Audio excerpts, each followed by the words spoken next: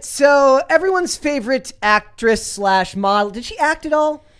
Not to my knowledge. Okay. Emrata is a model. You might know her from the Robin Thicke music video. That was acting, kind of.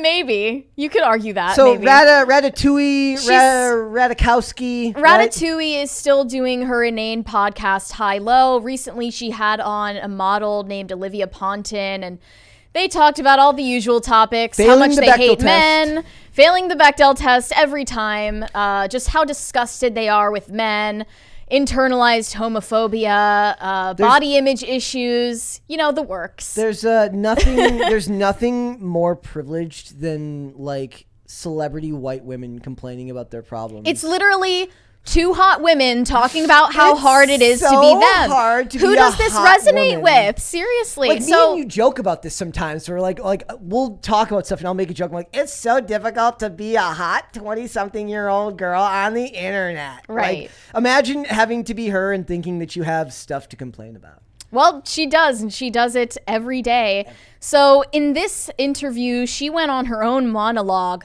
talking about how she feels she attracts the worst men. I think she might be saying this because she's still fresh off of the breakup with Pete Davidson. And, she's just not good at picking men, guys. I wonder if somebody should go up to her and say, like, have you ever heard the term, you are what you eat? Oh, yeah. It's like, I think you are what you date. Women who date horrible men become more like the men that they date. Yeah. They become more vindictive and they become less honest. It's definitely a true phenomenon. This article is it's the check by check list of all the typical, every feminist talking points since the song Independent came out, and the Single Ladies and all of those songs. Let's just go over what she said. She said, I have always felt like I'm a strong woman, but obviously as you get older, you really don't need a man. And you're like, okay, this is what everybody has told me. Men have said, I like independent women. I want somebody who doesn't need me. I feel like a lot of men who truly think they want a strong woman actually don't know how to handle it, and they don't know what it means for their own identity. The strength and power associated with masculinity, and once a woman has that, a man doesn't know what else he has. But I'm like, how about you just be better at expressing your emotions and being there emotionally? That would be great. So for a woman to be better, she needs to be more like a man. And for a man to be better, he needs to be more like a woman. It's a completely valid question. What is left for a man's role in a relationship when a woman tries to fill both? This has been something that I've talked about for a long time. Growing up in my generation was a big part of the brunt of the messaging to women. It's like, look, you don't just have to be a housewife. You can be a CEO. You can be anything you want. Do you want to be an actress? You can be an actress. Do you want to be a businesswoman? You can be a businesswoman. You can have kids. You can do it all. We all know that that's a lie now, right? But the idea was they told every woman in my generation that, but they never really told men, like the boys, how to react, how that was going to affect their sense of identity. Yeah. There was no roadmap for the boys of that generation. And you could say that the effects of that are still being felt. Like, they get told these things. And let's face it, what she's talking about is being argumentative, standoffish, and masculine in a way that doesn't jive with reality. That's an educated guess on how someone like Emily Ratatouille behaves behind closed doors. But at the same time, we know that she dates toxic men like Pete Davidson. And I say this about Hollywood women. Hollywood women interact with Hollywood men. Yes. Hollywood men are like the worst men that walk the planet. No wonder they all hate men. Yep. That's what they think is a microcosm of the entire male population. We always see these celebrities occasionally that it's usually men, like famous men, dating just a seemingly nobody, like a random person that nobody's heard of, like that's not famous, it's not an actress, it's not a musician. And it's because they get sick of the Hollywood drama. They get sick of the Hollywood BS. Smart. And eventually, also there's more room for an actual relationship there because there is none of the extraneous material that comes from both of you being in the spotlight. Yeah. The smartest celebrities guard their private lives very, very closely, right? So she continued and said that men slowly get emasculated when they date a strong woman and then resent you and start to tear you down, and then you're just back to square one. Well, obviously. Here's the thing. Something we know about Pete Davidson, by the way, is that he is an extremely toxic person. He has emotional outbursts. We know this because he got kicked off of one of his own TV sets for trashing his own trailer, like breaking a TV, throwing coffee everywhere, having a baby mode tantrum. Yep. As a grown-ass man, he's clearly not emotionally stable. He does not represent the majority of men. He represents Hollywood men. So if you aren't good at discerning who to date, why are you blaming that on all men? The funny thing is like she loses either way because she would look down on a guy who wasn't from Hollywood. She would see him as beneath her. Oh, yeah. Right. I was just going to say, Hollywood's already using... Instagram's become the de facto social credit score for Hollywood and these elites. And if it's not making your account's follower count go up and your view count go up, then it wasn't the right choice. Yeah.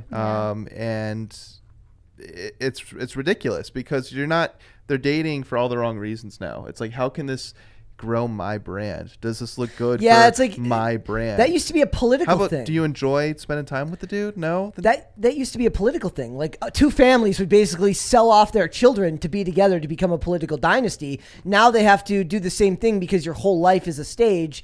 And who you are, who you spend your time with publicly is every bit as important to your brand as what you do on camera. Something that someone like her can't understand, given that she has this anti-fragile status and she's completely independent, which very few people are, is that people need each other, and specifically men and women both need each other for different reasons. So if she's hearing from a man the statement, I want somebody who doesn't need me, that should be a major red flag. But it's not, because they live in such an insulated culture where everyone is out for themselves. They're very narcissistic and detached from any type of actual human connection. And there's a lot of vulnerability in the idea of needing someone. And like I said, it's almost not their fault. Like for the last 20 years, we've had nothing but music from men and women talking about how, from the women, whether it's Beyonce or my favorite is like, it's the guy. I don't remember. It's like INDEPENDENT, girl, like that song is literally about, he's like, she got her own house. She got her own car. I'm like, well, then what does she need you for, dude? Like, this is like, that was he's such a great guy like, to have around. Like, it's kind of a microcosm of Hollywood in a nutshell. Like it sounds great on the surface.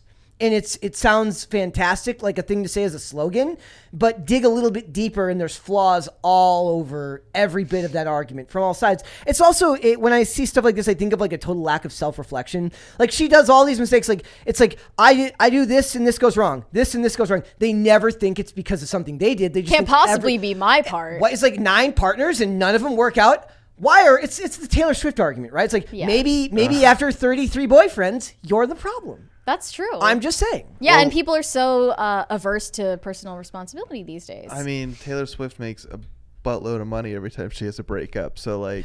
So there's kind of an outside incentive. What they should start doing is like all the guys that start dating her should start giving her contracts for profit sharing on any music that comes after they break up. But then they're going to get into disputes about which song was made about which boyfriend. It would be very salacious and entertaining for us, at least. Clearly, Your Honor, she referenced this incident, which was on our 4th anniversary. I need at least 10% of the gross of this song's revenue. Like always, there were critical comments. I saw under their Instagram post, one asked, combined IQ greater or less than 1 in this room. Another person said that this is like watching 2 rocks try to communicate with each other. And you're right. I watched the video myself. She's got kids, right? I noticed she has 1 kid. I noticed a previous husband. She never put any influence. She never put any kind of influence on the idea of like being motherly or being feminine. It was about being strong and independent is inherently meant as masculine. They never talk about being strong and independent and embracing the feminine qualities that make women unique, because when it works, men and women complement each other. Yeah, it's never a conversation of like being adept at those things despite what comes most easy to you. If you ever want to see an absolute, like, I talk a lot about how my weakness is toxic comment sections that I don't I don't participate in but like to read. Watch any type of video about women who like talk about like, this is me embracing my feminine energy and allowing him to be dominant in the relationship.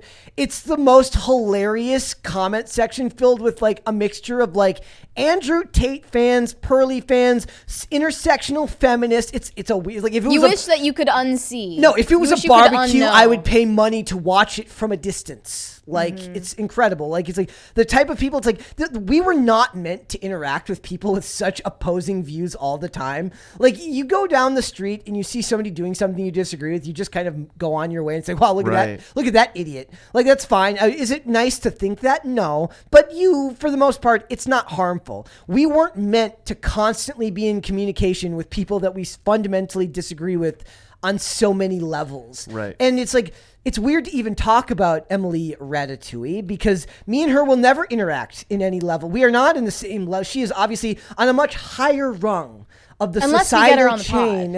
Unless, oh my God, that would be like, and then like we just like hello and like just dumb ourselves. It would be like surprisingly cordial, actually. Like Like- that's the funniest part. But like I said, like I love like horrible comment sections, and the stuff they're saying about her here is actually kind of tame compared to the stuff that Well, I I would saw some more pointed remarks. One person said, "Let's be real here. You are 20-year-olds who know nothing about men, period. You generalize all men in the same boat without thorough research for seeking attention.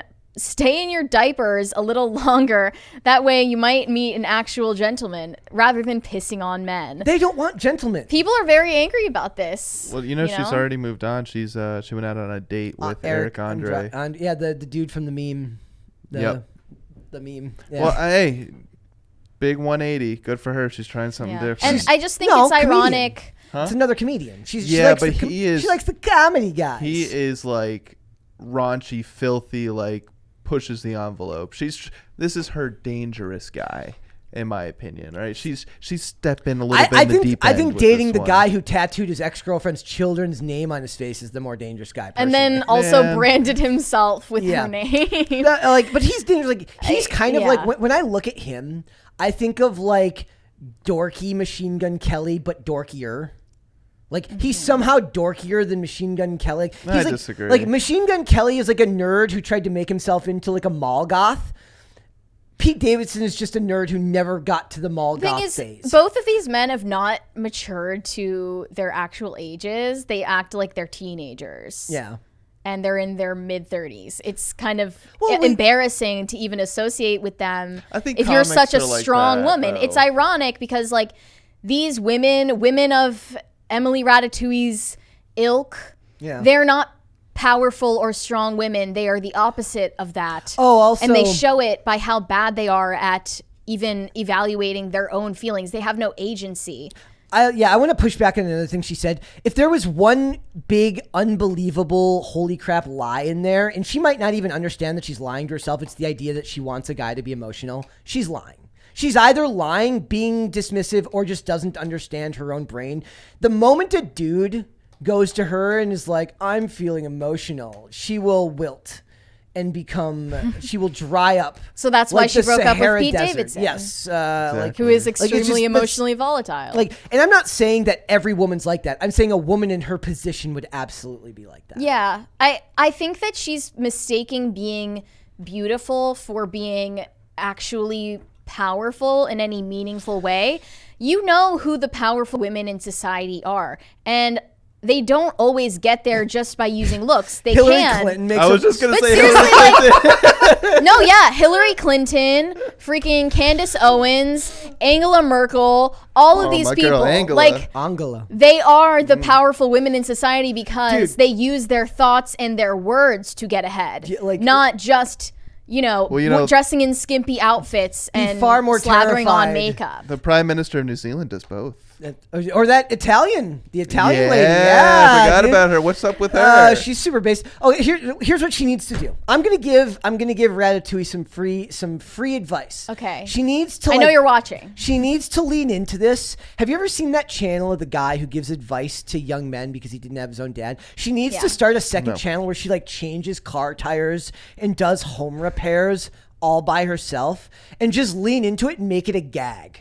Like where she starts her own like masculine page where she just does guy Well, stuff. that's what's just such a shame about this new movement to like, if you're a tomboy, if you're a girl who's a tomboy, they're like, no, you're trans, you're a boy. And it's really sad because a lot of times those tomboys will grow up and they become awesome wives. Yeah. Like they find a guy that's like, oh, you like to hunt? Oh, you'll skin this deer that we just shot? Awesome. Like that's exactly what I'm looking for. But yeah, there's this facade that it's somehow contrary to being a woman that you would be skilled at things like that. Right. Like there's Well, that's nothing contradictory about that, but because people like these celebrity women have reduced femininity down to something so sterile and superficial as like, you know, wearing makeup, wearing certain outfits, it's warping everyone's perception. And I think that, you know, women need to start discerning their choices better and not listen to the vitriol that these celebrity women throw at men, because their lives don't reflect the reality of ordinary lives. Well, that's why Victoria's Secret tries to do those overweight women ads. But instead of like moving away from the angels, which is unrealistic, they go completely to the other side of the spectrum and go to obese and overweight women. Regular looking people. Well, that's what they should do, because that's who's wearing the clothes. It's regular people, you know. There's an argument to be made for realistic ads and an argument for aspirational images in ads. That's a completely irrelevant thing, because it's like, we'll only reflect you in the most superficial way. You're fat? Well, that's what you are, and there's nothing else about you that matters. Yep. Or, you know, you are of a certain race. Well, that's the only thing about you that matters, and that is what we will reflect, and you should be satisfied with that. I disagree with that. Wasn't Emily a Victoria's Secret model? Or am I making that up? Wasn't she an angel? Not to my knowledge. I think she's just a model. Okay. It's also really funny because they're basically admitting when they talk about how she's getting closer and closer and that she's supporting women having more traditionally masculine roles or traditionally masculine values, they're saying that they themselves don't believe that women are enough, that they should be less of who they are and more of what they aren't. Like, I just, like, when I don't see, like, it's the same argument I make when Kumail Nanjiani, another actor who totally wasn't on the juice when he got in shape for Eternals, talks about, they move the goalpost over and over again. He doesn't talk about how toxic masculinity is bad. He talks about how traditional masculinity is bad. Mm-hmm. Like, at what point? And we're just as confused about masculinity as we are about femininity. And it's, all of this messaging is about hitting the self-destruct button. This is very harmful for women to like sit here and listen to Emrata's podcast and get conditioned with all of these beliefs when it just doesn't bear any truth in reality. And I also recently saw this story about Leonardo DiCaprio and Gigi Hadid dating. And then it came out that they're actually, according to an anonymous source, they're not dating exclusively. They're in an open relationship. And once again, these women are not picking partners well. But it came out from the father of another woman that Leonardo DiCaprio is dating at the moment, a model who is 23.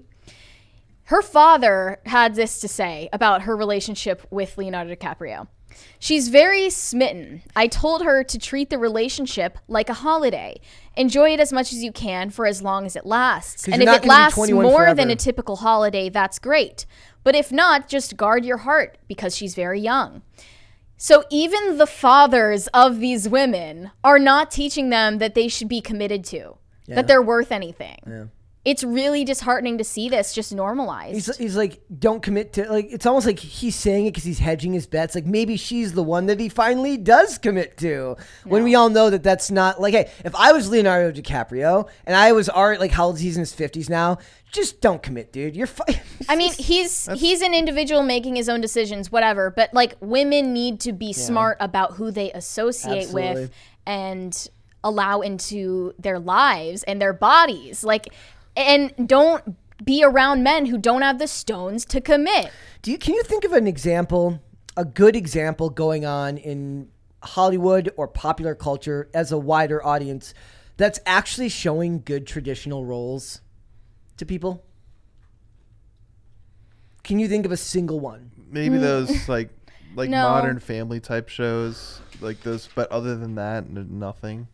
You know, and No. even then, those shows like there's not many of them. I can't really. Everyone's, been partaking of the water. Like the water we drink is not that. And even if you're not going out of your way to represent something contrary to traditional roles, it's so ingrained in you these days, unintentionally, that you will still go against the grain. And I'm not talking about, natural. I'm not even kind of talking about the actual, I'm asking both questions kind of like, I'm thinking like celebrities, there's celebrities like I always reference blue collar TV. There's a lot of actors and actresses that have been married for 20, 30 years. They've been together for ages, but you don't hear about it because they've done exactly what we talked about. They're not commodifying that relationship as something to build their career on. They're keeping it separate because that's what keeps it together. But for like actual TV, I can't think of a lot of examples recently that show these types of, especially not in the dating market, even maybe not in marriage, but even less in like showing couples making good decisions as like single people looking to get married or looking to grow up. Like I was telling you a story earlier, I was like, when was the last time somebody like, I think about people talking about in their early 20s, like you need to like see what's out there. Do we all know what that means? In modern culture, when there's no kind of shame or like there's no real culture that doesn't encourage people to be having sex all the time, like we know what that means in current year. It doesn't mean have a couple of long-term relationships and develop strong bonds with somebody else. It means go out there and do things promiscuous. Well, even no, not just promiscuity, but serial monogamy, where you have the appearance of a commitment but none of the substance of it. I think having multiple long-term, like committed relationships with no concrete commitment is just as bad or maybe worse than all of the hookup culture. People need to have a purpose in why they spend time with like another person. Like it can't just be a hobby that you do for fun. Yeah. Then you're using people as a conquest. Or in a lot of ways, everyone's had that friend who just can't be single. Yeah. They have to be in a relationship because they don't know how to be alone by That's themselves. What I'm saying is like, what strong woman is not able to be single for a while? Yeah. If you're that strong and independent and powerful, why do you have to be dating all the time? She's a horrible example of that because she's always dating someone new. She married someone that she started dating 2 weeks before their marriage. Yeah. And why are we taking advice from this person? Because we are in a horrible culture. Not we as in the people sitting at this table, but as a culture. But like I said, it's that Hollywood credit score. It's their social. Yeah. She is validated because she has X amount of followers. She has that magic number, so she knows what she's talking about, Mary, right? She gets 10,000, is that 100,000 likes per picture. She's dating Pete Davidson. She's dating Pete Davidson. He was on SNL. Yeah. So these people are valid. They know. They know. By the way, those blue pants need to go. What? Blue pants. The blue pants. The denim. Jeans. Get up. I have jeans. The baggy light blue the jeans. Boot cut. Even worse. Boot cut. Man. That same girl, like by the way, that model. Yeah. In this episode of the podcast, was complaining that she has so much internalized homophobia because she feels like she's too pretty to fit in as a lesbian. Have you ever heard such a bad humble brag in your life? Imagine saying that I'm out just loud. like too hot and beautiful and feminine and gorgeous to like fit in with other gay girls. Sometimes I just want to shave my head and be ugly. And she even said, like, when I'm single, I sometimes feel like getting in a cute dress and like going out to get male attention, but I don't even know why I do it. I'm a lesbian. I thought that was a lie. I thought women I thought women went out to nightclubs to dance. Totally. I thought they didn't. I was always told they don't go out there for male attention. They go out to dance. Mm-hmm. It's a thing. Absolutely ridiculous. Also, you guys are going to love the new Crisis Party sound. Oh, is another new one? Shout out to Carter, by the way, for his help with this one. It's going to be loud. Yeah. I didn't say jeans are ugly. I said those particular ones. I'm just not. Bring back low-rise skinny jeans. Just bring back women in the regular cigarette cut. Straight skinny jeans for women. I think you should bring back overalls and straw hats. No, I'm on a one-man crusade against men, especially overalls men on girls. No, fine. Yeah, they look good. Not on guys. They look good. They should. all I think of is the Power Rangers wore them in the first season of the Power Rangers because they're awesome. No, they're not. Thanks for watching this clip, guys. If you want to see full episodes or follow us on social media, links are in the description below. Bye. Bye.